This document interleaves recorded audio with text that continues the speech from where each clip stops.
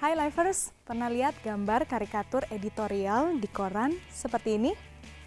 Nah, sebentar lagi kita akan berbincang dengan Hendrikus David Ari Mulyatno tentang bagaimana sosok seorang kartunis. Halo Kak Ari, Halo. apa kabar? Sibuk nih ya? Ya, lumayan. Lagi menggambar apa nih hari ini? Tema tentang keadaan di ibu kota. Tentang supir bajai ditilang sama polisi. Lagi happening juga saat ini? Selalu happening ya? Oke, nah ini kan salah satu karya Kak Ari ya. Dan sebelum dulu menjadi seorang kartunis, hobinya melukis. Nah ini boleh ceritain nggak dulu bagaimana perjalanan melukisnya? Ya suka hobi gambar sih sebelum TK kali ya. Saya eksperimen menggambar, ya lewat tontonan TV segala macam. Akhirnya itulah cita-cita dulu pengen jadi tentara atau tukang gambar gitu. Apa yang dilukis biasanya? Saya lebih suka dulu tentang keadaan-keadaan sosial kali ya. Saya lebih senang tuh hal-hal yang ada di sekeliling saya. Entah itu misalnya ya tukang-tukang jualan ataupun keadaan lagi banjir, itu saya senang untuk membuat sketch-sketch gambarnya itu dan kemudian saya pindahin ke lukisan. Oke, lalu akhirnya dari melukis sekarang menjadi seorang disebutnya kartunis ya, dan khususnya editorial gitu ya untuk kasus-kasus yang terjadi saat ini. Nah, bagaimana dari melukis akhirnya bisa lari ke sini gitu Kak Ari? Asal kita senang menggambar, pasti bisa kemana aja. Akhirnya baru di media cetak saya mendalami yang namanya karikatur opini, editorial. Karikatur editorial. Opini juga bisa dibilang opini. Apa yang dirasakan berbeda yang tadinya melukis, mengekspresikan perasaan, lalu dengan saat ini editorial? Sama-sama menarik, mungkin saya tidak merasakan perbedaan. Dua-duanya sama-sama pembelajaran. Nah, editorial kita setiap hari itu harus cari ide, entah di mana tempatnya pun, dimanapun berada itu harus dapat ide. Tema yang lagi mau diajukan, yang akan diajukan untuk dibuat gambar, kita harus nyari idenya, ide bentuk gambarnya seperti apa gitu. Begitu juga dengan di lukisan ya, itu mungkin jauh dari masalah harus mencari ide, terus tekanan deadline segala macam, karena melukis tuh ada petualangan di hati ya, petualangan batin ya, petualangan hati. Jadi lebih enjoy juga sama-sama, cuman dua-duanya menarik kok. Berkat ketekunan Ari pada talenta yang dimilikinya, pada tahun ini juga ia mendapatkan penghargaan Adi Negoro Award, sebuah penghargaan bergengsi di bidang jurnalistik. Ini karya yang mendapatkan penghargaan Adi Negoro Award ya. Boleh ceritain Kak Ari ini ceritanya tentang apa sih? Tentang ya penegakan hukum yang sudah wafat kali ya.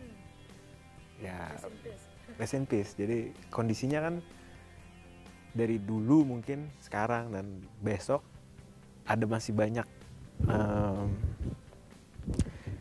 ketidakadilan. Ada pihak-pihak tertentu yang membuat pihak yang lain sakit hati atau segala macam sejenisnya. Dan penegakan hukum itu tidak berlaku gitu. Ya mungkin tidak bisa disebutkan, mungkin kita bisa juga belajar dari hal yang lalu, sekarang dan besok pasti akan terus terjadi. Dan saya gambarkan di situ demokrasi yang dia pincang juga, cuma bisa meratapi gitu di makam penegakan hukum yang sudah meninggal. Kakinya dia malah ditumpangin, ditaruh di makam itu. Apa rasanya ketika menerima penghargaan itu? Menerima penghargaan, ya pertama-tama ya ucap syukur kan, terima kasih Tuhan. Tahun ini saya beruntung, tahun ini saya dikasih kesempatan untuk bisa ya mengucap syukur, terharu, apalah euforianya kan seperti itu. Oke, sekali lagi selamat ya Ari atas penghargaan itu. Baik, nah di samping karya yang luar biasa ini yang memenangkan penghargaan, ada di sini kita lihat banyak karya-karya lain yang luar biasa. Mungkin ada karya yang memberi kesan tersendiri selain yang ini? Mungkin karya yang ini kali ya. Ini. Ada apa dengan karya ini? Itu saya waktu SD, kelas 4, sekitar usia 9 atau 10 tahun gitu ya. Oke, tentunya kalau tidak ada karya ini, tidak ada karya-karya yang lainnya ya, berawal dari karya ini. Lewat goresan-goresan tangannya, Ari sadar bahwa Tuhan berkarya dalam hidupnya. Tuhan menurut saya itu luar biasa ya. Dia terus membuat saya belajar tentang banyak hal. Lewat hal-hal yang saya hadapi, justru membuat saya, Tuhan ingin saya bisa nggak melewati tahapan-tahapan itu.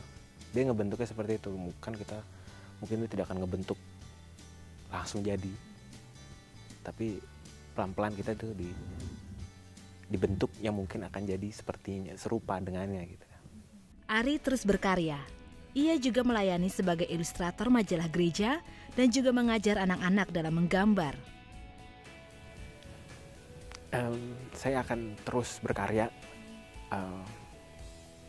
Kata orang, kata seniman-seniman besar, seniman itu akan selesai berkarya ketika tutup mata. Dan saya akan terus lewat apa yang saya bisa. Saya ingin Tuhan udah ngasih saya kemampuan, saya juga harus membahagiakan Tuhan dan sekeliling lewat karya-karya itu kan. Jadi orang mungkin akhirnya orang sadar lewat talenta yang Tuhan udah kasih ini, saya bisa memuliakan nama Tuhan lewat gambar. Gitu. Oke, terima kasih sekali. Semoga perbincangan kita ini sangat memberikan inspirasi buat teman-teman livers yang menyaksikan program ini. Terima kasih, terus berkarya untuk Indonesia. Tuhan memberkati.